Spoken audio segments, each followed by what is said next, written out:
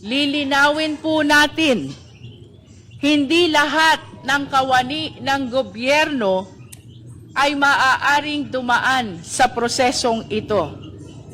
Ang impeachment ay isang pambihirang kapangyarihan na nakalaan lamang para sa mga pinakamatataas na pinuno na itinalaga ng ating saligang batas. Responding to the call, the Chair declares the presence of a quorum. Good morning, my esteemed colleagues. To our deputy speakers, majority and minority leaders, vice chairpersons, and fellow committee members of this Justice Committee. Isang mapagpalayang umaga sa ating lahat. Today, we are called to perform our sworn duty and to exercise our exclusive power as mandated by the 1987 Constitution, that is, to initiate all cases of impeachment against high-ranking officials of the Philippine government. Once again, the Committee on Justice of the House of Representatives is tasked with ensuring that the highest public officials of the land are accountable to the people in accordance with the constitutional mandate. Public office is a public trust. Ito po ang unang impeachment proceeding sa 20th Congress. Ang unang impeachment complaint, De Jesus impeachment complaint, ay inihain noong ika-19 ng Enero ng kasalukuyang taon ni Attorney Andre R. De Jesus, isang ordinaryong mamamayan. Kalakip nito ang resolution of endorsement mula kay Representative Journey Jet V. Nisay ng Pusong Pinoy Party List. Ang pangalawa namang impeachment complaint, Maza et al. Impeachment complaint, ay formal na inihain noong ika-26 ng Enero ng kasalukuyang taon ni Liza Largoza Maza, Teodoro A. Casino, Renato Reyes Jr., Attorney Nery Colmenares at 32 pang iba. Kalakip nito ang endorsement mula kina Representative Antonio L. Tino ng ACT Teachers Party List, Representative Sara I. Elago ng Gabriela Women's Party List, at ni Representative Rene Luis M. Co. ng Kabataan Party List. Both complaints were officially referred to the Committee on Justice on January 26, 2026. Ang respondent sa dalawang reklamong ito ay ang ating Pangulo, President Ferdinand Bongbong R. Marcos Jr.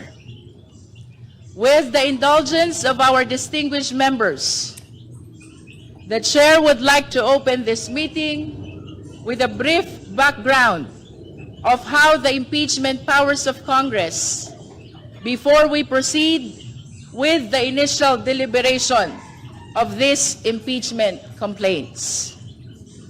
As I mentioned earlier, the Constitution gives the highest regard to the accountability of public officers. This is readily apparent when the entire article is dedicated to the accountability of public officers. Section 1 of Article 11 states, public office is a public trust. Public officers and employees must, at all times, be accountable to the people, serve them with utmost responsibility, integrity, loyalty, and efficiency, act with patriotism and justice, and lead modest lives. These are the standards that all public officers must live by, considering that the highest public officials of the land are held to the highest standard. The Constitution provides for a special way of exacting accountability of said officials, and that is through the extraordinary action of impeachment. Impeachment refers to the power of Congress to remove a public official for serious crimes or misconduct as provided in the Constitution. It is a proceeding exercised by the legislative as representatives of the sovereign to vindicate the breach of the trust reposed by the people in the hands of the public officer by determining the public officer's fitness to stay in the office. It is a process that is sui generis, or on a class by itself, since impeachment not only involves legal, factual, and constitutional questions, but it also has a political aspect, owing largely to the fact that it is the duly elected representatives of the people, the members of the House of Representatives, as well as the Senate, who are given the sole and exclusive power to initiate and ultimately decide all cases of impeachment. Lilinawin po natin, hindi lahat ng kawani ng gobyerno ay maaaring dumaan sa prosesong ito. Ang impeachment ay isang pambihirang kapangyarihan na nakalaan lamang para sa mga pinakamatataas na pinuno na itinalaga ng ating saligang batas. Under Section 2, Article 11 of the 1987 Constitution, the power of impeachment is limited to a specific and exclusive list of high-ranking officials.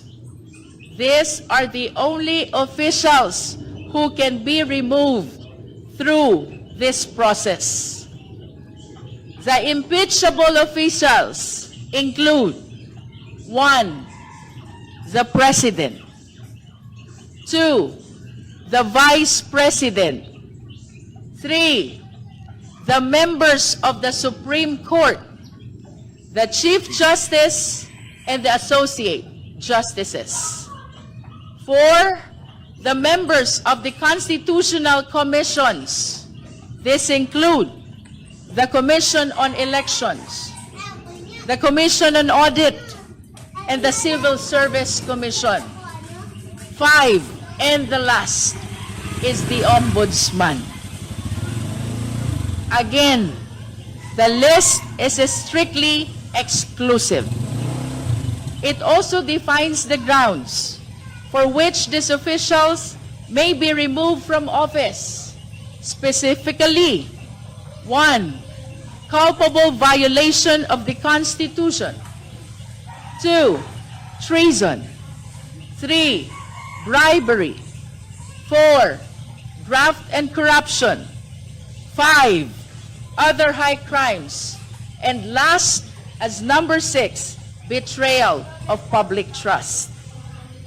Section 3 of the same Article 11 of the Constitution outlines the procedure for impeachment from the filing of a complaint by a member of the House of Representatives or by any Filipino citizen to the actions to be taken by the House of Representatives and the Senate in initiating and trying the case for impeachment. The first paragraph of Section 3 states, the House of Representatives shall have the exclusive power to initiate all cases of impeachment. The term initiate has been further defined in the case of Francisco versus House of Representatives, where the Supreme Court held that initiation of impeachment proceedings takes place by the act of filing and referral or endorsement of the impeachment complaint to the House Committee on Justice.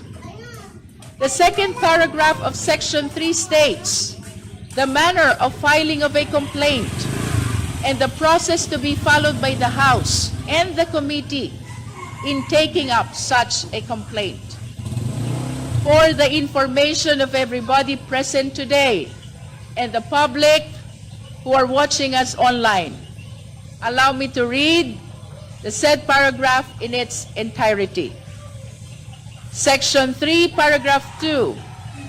A verified complaint for impeachment may be filed by any member of the House of Representatives or by any citizen upon a resolution of endorsement by any member thereof, which shall be included in the order of business within 10 session days and referred to the proper committee within 3 session days thereafter. The committee, after hearing Welcome back to my channel, guys. Dr. Avi Vlog.